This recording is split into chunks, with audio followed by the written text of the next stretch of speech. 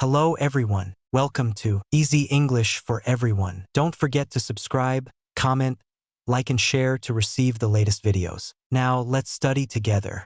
Hello, everyone. Welcome to a story about a very important person, Alexander Graham Bell. Many people know his name, but do you know his story? Our story is about a young boy named Alexander. Alexander was born in Scotland in 1847. His family loved science and learning. His father taught people how to speak clearly, and his grandfather was a famous speech teacher. But life was not always easy for Alexander. He had two brothers, and sadly, both of them passed away when they were young. This made Alexander very sad, but it also made him want to do something special with his life. One day, Alexander heard about a place called America. People said it was a land full of new ideas and inventions. Alexander's heart started to beat faster. Could this be the place where he could follow his dreams? Could he create something amazing there? Let's find out about Alexander Graham Bell's journey.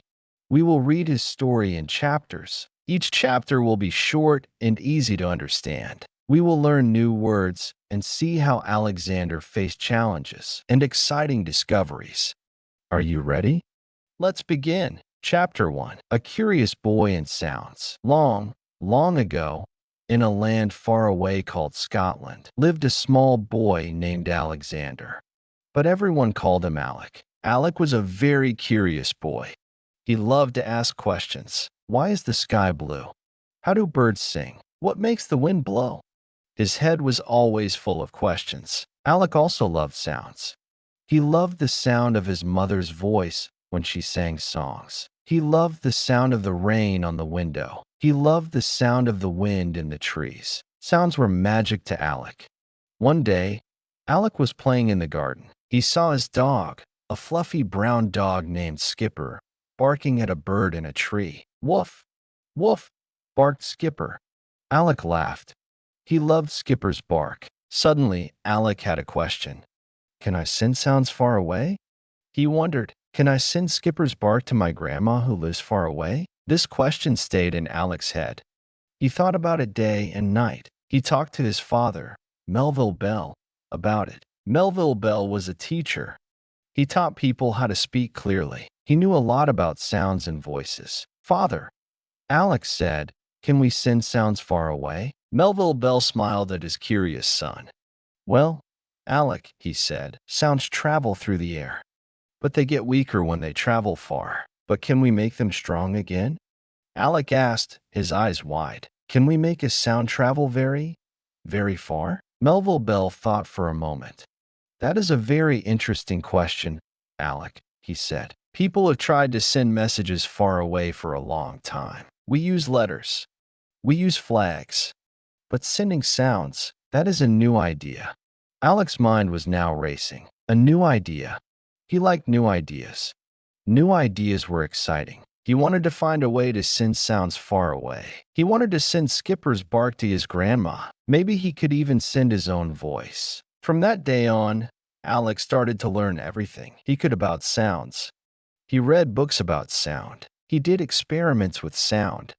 He listened to every sound around him, from the buzzing of bees to the ticking of clocks. He was on a mission to send sounds far away, and this mission would change the world forever. Chapter 2. Moving to a new land and a new challenge. As Alec grew older, his family decided to move to a new land. They moved across the big ocean to a place called Canada. Canada was a very big country with lots of space and new things to see. In Canada, Alec became a teacher, just like his father. He taught deaf people how to speak. Deaf people cannot hear sounds. Alec wanted to help them understand sounds and learn to talk. He worked very hard with his students. He used special ways to teach them. He showed them how to feel sounds. He showed them how to move their mouths and tongues to make sounds. Alec was a kind and patient teacher. He really cared about his students. One of Alec's students was a young girl named Mabel Hubbard. Mabel was deaf since she was a little girl. Alec became Mabel's teacher and friend. He spent a lot of time helping her learn to speak. Mabel was a smart and kind girl. She and Alec became good friends. But even while he was teaching, Alec never forgot his big question. Can we send sounds far away? He still thought about it all the time. He still wanted to find a way to send voices across distances. Teaching deaf students made Alec think even more about sound and hearing.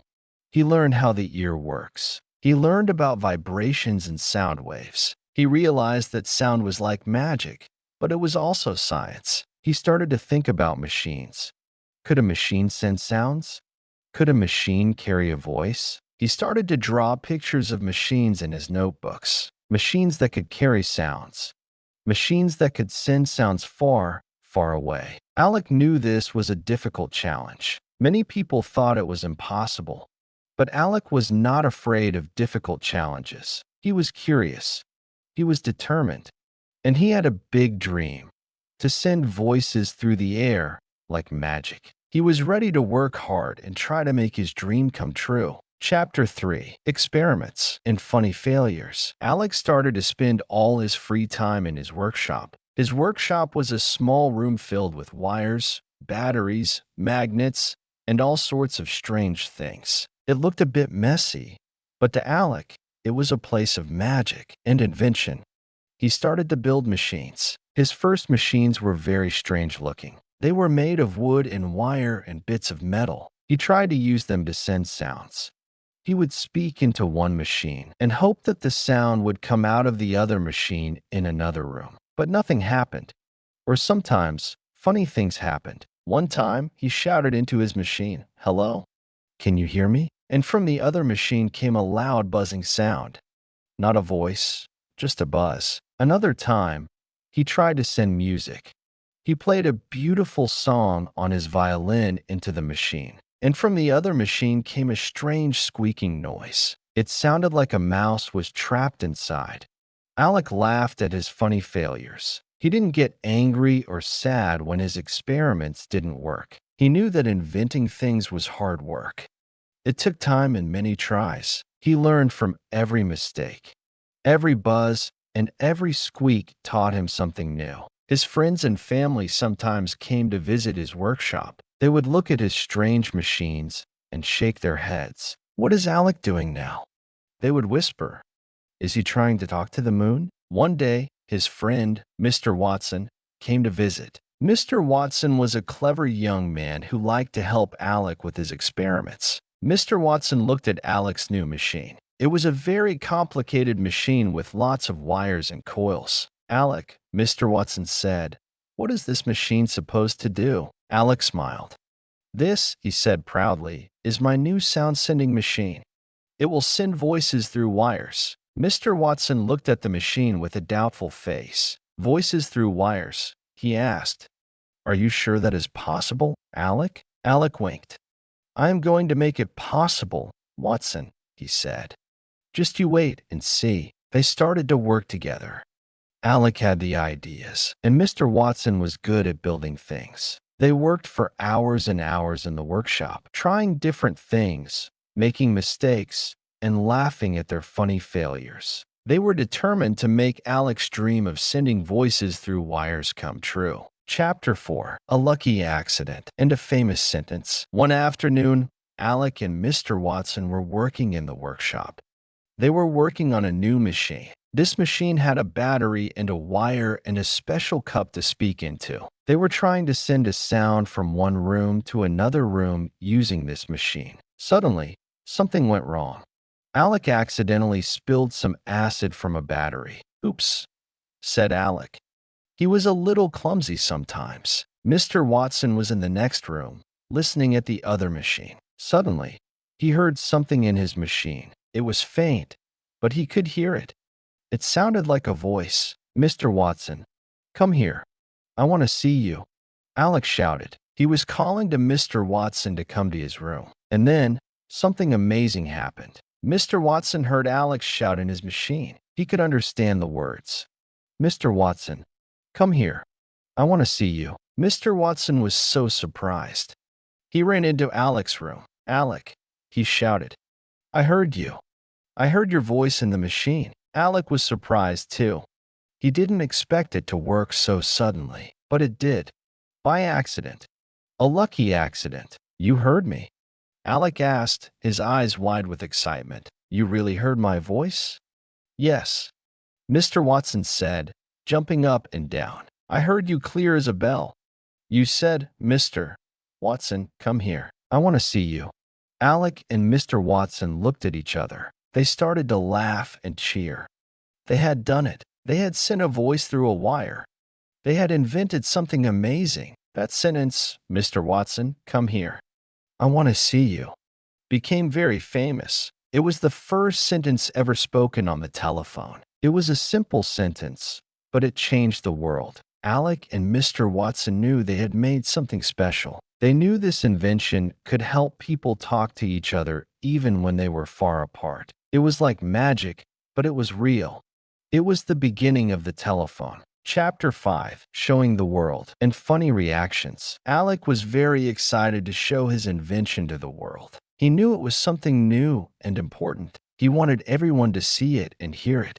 He decided to have a big show. He invited important people, scientists, and reporters. He wanted to show them how his telephone worked. At the show, Alec set up 2 machines in different rooms. He stood in one room with his telephone machine. Mr. Watson stood in another room with another machine. Alec spoke into his machine.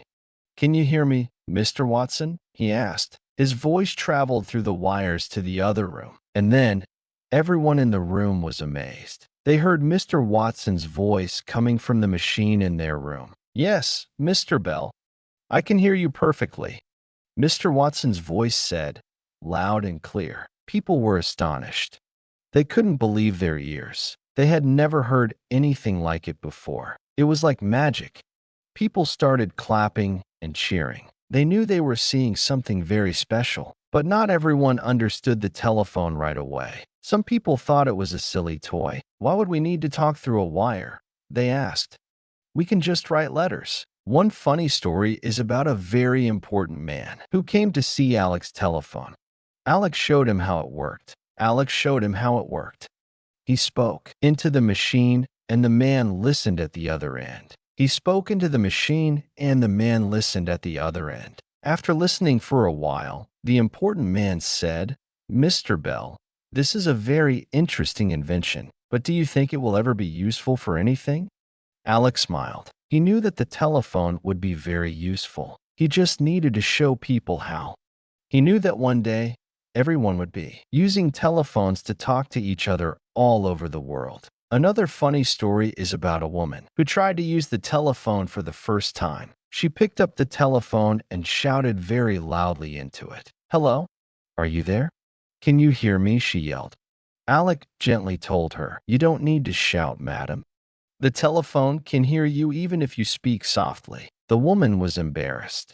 She laughed and said, Oh, I am so used to shouting when I want to talk to someone far away. These funny reactions didn't bother Alec. He knew that people just needed time to get used to this new invention. He kept showing his telephone to everyone who would listen. He knew that the telephone would change the world, even if some people thought it was a silly toy at first. Chapter 6. The telephone spreads and changes the world. After Alec showed his telephone to the world, things started to change very quickly. People started to see how useful the telephone could be. Businesses started to use telephones to talk to their workers and customers. Families started to use telephones to talk to relatives who lived far away. Telephone companies started to build lines and wires all over the cities and towns. Soon, you could make a phone call from your house to almost anywhere in the city. Then, they started building lines between cities.